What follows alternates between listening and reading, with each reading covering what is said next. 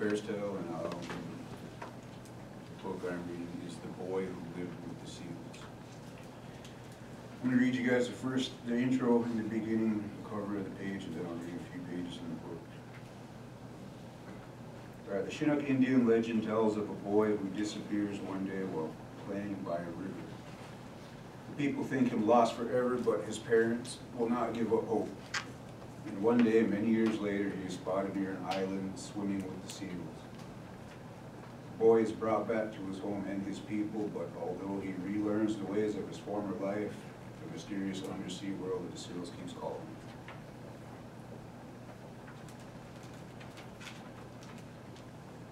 Once the people were traveling on their spring migration and had camped along the shores of the great river, one of the men was down by the river working on his canoe. His little son, a boy of maybe 5 or 6 years, was there with him, playing in the water, tossing pebbles and splashing by the shore. As the man worked, the boy grew tired. After a time, he wandered off along the path that led back to the camp.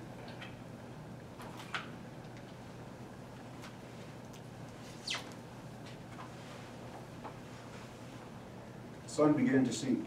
The shadows grew longer, and the man too headed back to his people. But when he reached the camp, he discovered that his son was not there. The parents called and called, but there was no answer. The whole tribe began searching. They looked through the bushes by the river's edge, among the great trees of the forest, and along the foothills of the mountains, but there was no traces of the boy. The elder said that the boy must have been carried off by a wild animal, wolf or bear or mountain lion.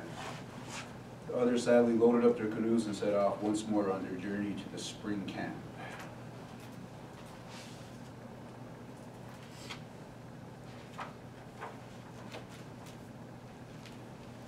But the mother and father wouldn't leave. They stayed on for 3 more weeks, searching for their boy.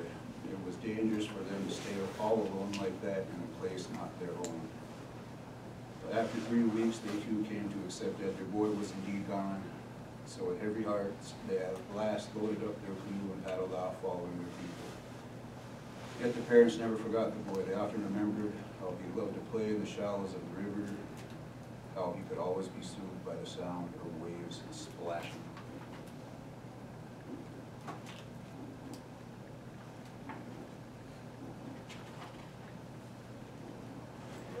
One spring, when the people were again traveling, they met another tribe and they camped together. One night, an old woman of the other tribe told an amazing story. There is an island, she said, near where the river empties into the sea. The seals love that island. When the sun is high, they haul themselves out on the rocks and lie there drying their fur in the warm sun. And with those seals, there is a boy.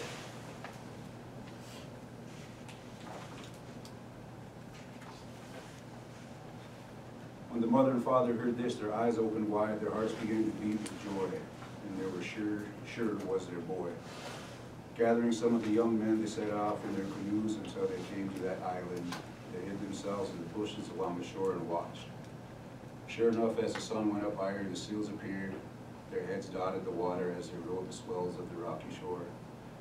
Then they clambered onto the rocks, shook the water from their wet fur, and lay contentedly basking and barking in the warm sun. Last to come up out of the water was a boy, their boy.